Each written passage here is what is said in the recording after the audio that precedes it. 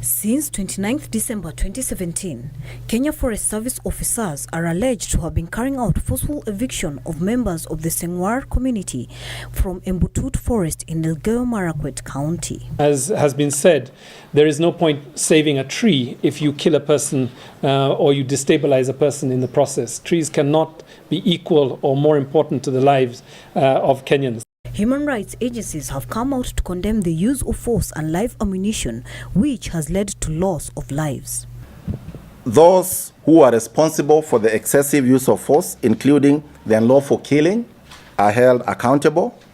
We are calling for their prosecution in compliance with national and international standards of due process and without, of course, recourse to the death penalty. These forced evictions violate the rights of the Sengwer people, including the rights to housing and to their ancestral lands. Under international law, as well as under African Union, the human rights standards and the Constitution of Kenya, all of these are clear laws that forbid what's going on.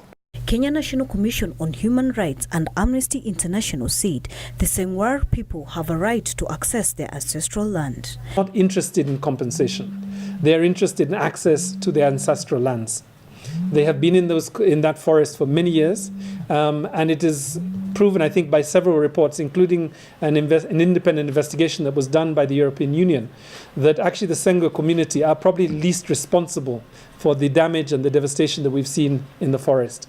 The major deforestation is happening as a result of sawmillers and community forest associations that have been given permission to log commercially in the forest. They are now calling on the government to dialogue and immediately halt the forced eviction from Embobut Forest and ensure that all those affected are allowed back to their land. An independent investigation be allowed, and that investigation, we are going to be leading that investigation. That's the Kenya National Commission on Human Rights.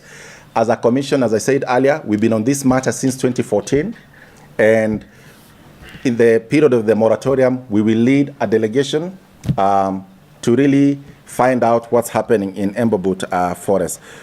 The rights groups are also requesting the European Union to suspend the ongoing conservation and climate change mitigation project, claiming the rules are clear and it cannot proceed in the face of human rights violation. In the past, we have the information that the European Parliament, the UN, and the EU delegation have been very clear that the project cannot proceed in the presence of human rights violations of the nature that we are currently witnessing. To the European Union, we are asking them to suspend the water project for all the 11 counties until the government guarantees a permanent halt to these violent forced evictions, and until such a time that the government allows the Sengwer who have been evicted to return to the forest, and until the independent investigation that we are launching soon comes to a complete. And as we say, Emily K. Bade for Channel 1 News Hour. Yeah, let's go up and find this.